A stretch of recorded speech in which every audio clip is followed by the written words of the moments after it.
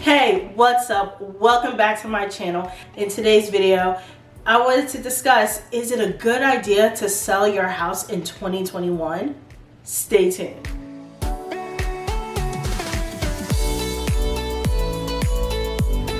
Welcome back, and yes, I know things are a little bit different. I got a new camera, so I'm hoping to get some better content out to you. So this is just really my first video shooting on my new camera. You may be thinking like, oh my gosh, like, I want to sell my house, but I need to move. And with the competition, there's no question that my house is going to sell, but what am I going to do about buying? Like, what can I do? So what I'm going to do is provide some tips and some strategies that you may want to ask yourself, and some strategies as to how to be able to get to make that move more seamlessly. So before I get into that, if you could please do me a huge favor and please click the like button. It really helps the channel out. It really helps me with the YouTube algorithm. So thumbs up if you're stoked. 2021, like when we came out of 2020, we already was dealing with a low inventory market, especially here in Philadelphia. We had so much going on where it came to like dealing with from last year, from with the shutdown. Like we couldn't, agents or buyers and sellers, we couldn't really do real estate like that unless you were able to get under contract between a particular time, because there was a deadline, a cutoff. And last year, real estate in Philadelphia, real estate wasn't deemed essential. So as real estate agents, we couldn't really go out and help our buyers with their inspections, like accompany them to their inspections, like really accompany them to the showings or even the final walkthroughs. I had one situation, well, one of my deals during the pandemic came through, like when it just started. And ironically enough, it's been 1 year. Can you believe that? It's been 1 year since the shutdown. So I remember this very vividly, that it's like I could not take my clients to the house. I had to stand outside, and for them to do their final walkthrough, the most I could do was just open the door, hang outside. And even then they were like, you're not even supposed to do that. They didn't really want people outside, or agents really like people accompanied just standing outside. So had to stand outside for the walkthrough, and then when it came to closing, I had to sit in my car while my clients went in there and closed, and I was representing the buyer. Thank God everything worked out. It was a little bit of we definitely had some issues towards the end of that transaction, because that was when the lender was basically moving from working inside of the office to going working from home, and everybody was working remotely. So of course, like some configurations and getting the logistics together then had been a handful. It was a lot, and there was a lot of delays going on. Whereas now things are a little bit more, we've gotten used to it. We're still at home. People are still working remotely. So, I mean, the process isn't, you still have the delays here and there, but regardless, you still have to deal with, like, it was getting done. It was getting better. So that was that from last year. And what I wanted to say is that, okay, so fast forward to today, 2021, the market has been on fire. So with the market, we have been on fire for having low inventory, extremely low inventory. At times negative inventory, because there have so many buyers looking to move, wanting to take advantage of the low interest rate, because we do know that sometimes when it comes to your interest rate, like depending on how much the interest rate goes up or how low the interest rate goes down, it determines whether or not how much more money you can put in. How much more money you can put into your house. So how much more of a payment you can, I guess you can say. So a difference in a few points could determine whether that's hundreds of dollars adding on to your monthly payment. in this video, I'm just going to talk about what happened and how you can use the strategies to determine whether or not it's a good idea for you to sell in 2021. So let's take a trip down memory lane. So at this time last year, we had to shut down since the pandemic and since things shut down. So last year around this time, obviously, in real estate wise, we were already working with low inventory already. It was more so like it wasn't as bad. Like we did have low inventory. Not a lot of people were moving. People were staying in their homes longer.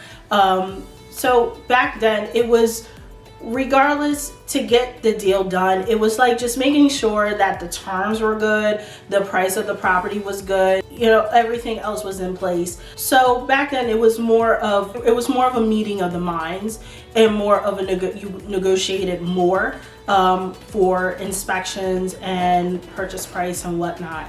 And last year when everything happened, people didn't know what was going on. So there was a sense of unknown, of the unknown because of how fluid the situation was.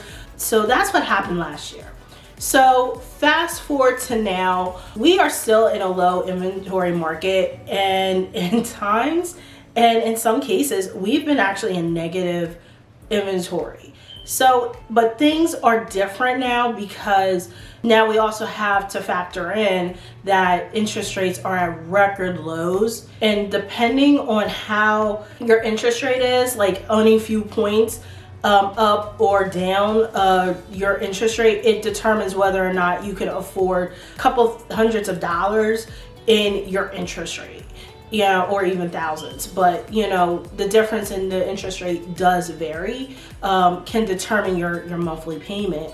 And now we have high buyer demand, so much high buyer demand that there's buyers that are still looking. They are putting in offers on 20, 30 properties that come up on the market, and they may or may not get it because there's so many buyers looking to buy. They want to cash in, they want to take advantage of the low interest rates and to secure their homes for the future so that they can reap the tax benefits and other benefits of home ownership. So in the current state of affairs right now, from what I've been seeing in my market, there's multiple offers on homes. Because there's not a lot of inventory and the increased buyer demand, there's multiple offers in the 10s, 20s, 30s. And sometimes I actually heard it that there was like some houses actually got 70 offers on a house that came on the market, came up on the market day one, day two. You have multiple bids. Homes are not staying on the market very long. It's hard to get in. Sometimes it's not necessarily that it's hard to get into those homes. Okay, so what's new in the market? It determines whether or not, you're going to put an offer in. So we're seeing buyers, when they're putting offers in, they're putting offers in that are at least at asking price, if not above. And that's the crazy thing, it's above asking price because there's not so much demand and you want to get selected so bad as a buyer. You're putting in an offer that is like maybe 10, 15, 20,000 above asking. I won't go even more, but I've seen that so much more above asking price that they may come across appraisal issues. Even as a seller, you may come across appraisal issues if somebody comes in with an offer so high that it's like, okay, for one thing, are the comps, is it really supported? Is my house really valued at that? Or how are these people going to make it up? So what the buyers are doing is that they're making up the difference between the appraisal and the purchase price with cash. There's a lot of buyers out there that have cash on hand, regard if they're getting it as a gift from their family members, or they just have a lot of cash that they're able to put in really aggressive offers that at times wins them the bid.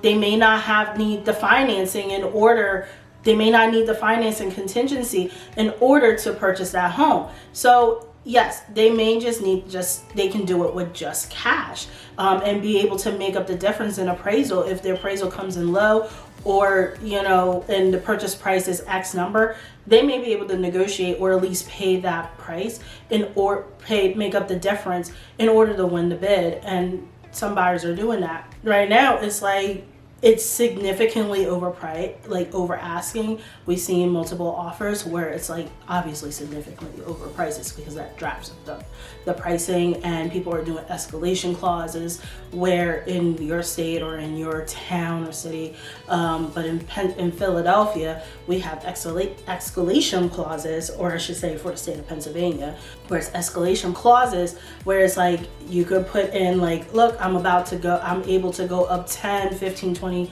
over asking, or 5,000 over asking, whatever, with a cap of X, be able to get above. But that's only if the listing agent allows it, for escalation clauses. Right now you gotta at least come in at asking. You have to at least start your bid at least at asking, because of so much demand. And with the prices going up, and home price, with multiple bids, sometimes even that asking is not enough if the number is up here. Some stories I've heard was, if you are okay, if I, as an agent, I would call a listing agent and ask how much is, what will it take to get this done? What is the seller looking for? Okay, they can say, well, the house is listed at 119. I'm having offers that are at 150. So if you are not you gotta within 150, if you're not at 145 or above, or at least 150, and I have more offers at that, don't even bother wasting your time, because coming in at asking, it's you're not even going to be a contender. So it's just knowing what to ask for, and it's just crazy how this market is. Prices are just going bananas, and buyers are waiving their contingencies in order to get the bids. There's nothing. If you were a seller and you have a property, you list your property up for sale. Yeah, I get multiple offers, and I'm getting people waiving their contingencies, waiving their inspection contingencies, paying in all cash. They don't have a house to sell, so there's no sale contingency. All these contingencies, then it's okay, well, I don't have to worry about it. I can just take the offer with the less contingency, with little to no contingencies, and it offers me the best price. So that's where we are in the current state of affairs. So I know I talked a lot about buyers. Let's flip it over to sellers, because this video is really for the sellers, and as well as for buyers who just want to know what's going on, and how you can help get your offers selected. So moving on. So what can a seller do? Okay, Victoria, that sounds all well and great. I love that. Yes, I want to sell my property in this market, because this market is crazy. I can get my house, I can make more on my house now than I could of a few years ago, or maybe in the future, who knows. But now is the time, and I want to sell my house. But one caveat is, where am I going to go? Good question. So that is not, I heard that before. There's a lot of sellers that do want to put their homes up on the market, but they feel like they cannot do so because there's no inventory. They can't, they don't want, because just as much as you were to put your house on the market today, sell your house, and then you got to take those proceeds and move to your next home, you're going to be just as much as if you're a seller and you receive 20 plus offers competing on your home, and you can only select one person. Because that's the thing, you can only select one person, but you can have a million backups. But when you select that one person to get under contract with, and to go through the selling and purchase process with them, to go through the transaction with them, you have to go back, you have to go out and look for a house. Where am I going to go? And just as much as you have 20 plus people bidding on your home, you're going to be one of those 20 plus people bidding on other homes. Yes, it's a hard situation, and yes, it's not very, this market has been extremely difficult for buyers, especially those that have been trying and putting offers in here and there, everywhere that they can, and trying to make their offer enticing, and so enticing that it's like you still lose. So how can I, as a seller, sell my house and not be homeless? So here's some tips. It's, you can take advantage of a rent back, or a lease back, I should say. So lease back is like when you have your offer, when you get an offer, you can negotiate with the buyer to ask that, okay, I am selling my house. I agree to sell my house to you, but when we settle, I would like to stay in my house. If I can't find another home, I would like to stay in my house for another 30 to 60 days so that I can find another house. So that gives you additional time, but you're paying rent. Yes, your house is sold, but you're basically paying rent to the buyer of the house. So you can work that in as your deal, and just how many days you need, whatever the seller and the buyer can agree to, in terms as to how long you want to be there and how much you want to pay per month. You could also, but if you don't want to do that, you can also extend settlement for 30 or 60 days until you find another place, or make your offer contingent on you finding another home. Now, well, as a seller, you have all the leverage. You have more leverage, and even if you were to offer that to a buyer, and say, look, I like your offer, you could take it, but if you have other multiple offers, you can pick and choose who you want to work with and who's willing to give you your terms and work on your schedule.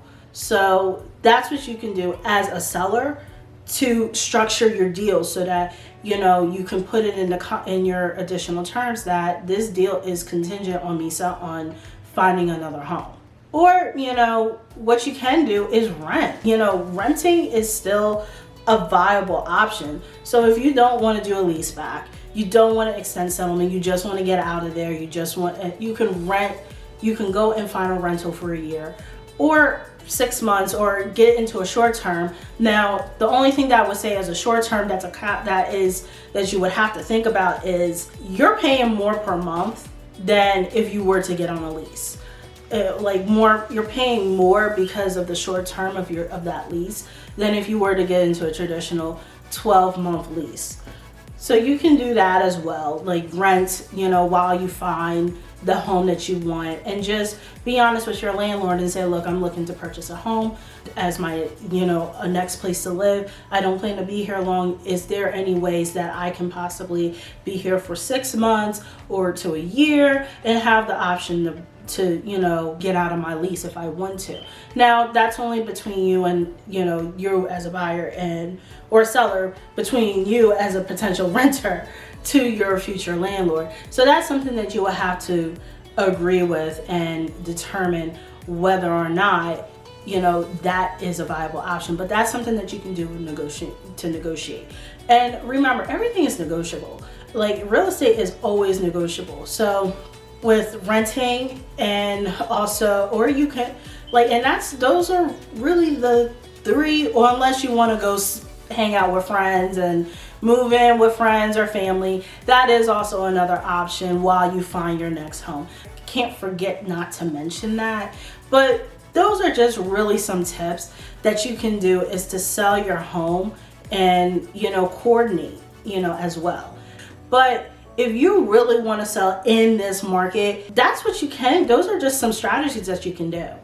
You're going to have to go through all that process. So that's it. Those are my tips. Thank you so much for watching. Before I forget, please hit the like button if you like this content. And if you have any questions at all, please leave a comment down below. Let me know what you think. So just leave a comment below as to into terms of how this video may or may not help you. And also, if you could please be a dear and please hit the subscribe button if you like this content, and also hit the notification bell so that you know when I post. I post new videos every week, so please, get that notification bell so you know when I post, so you don't miss a video. So thank you so much. I appreciate it. Have a good one, and see you on the next one. Bye.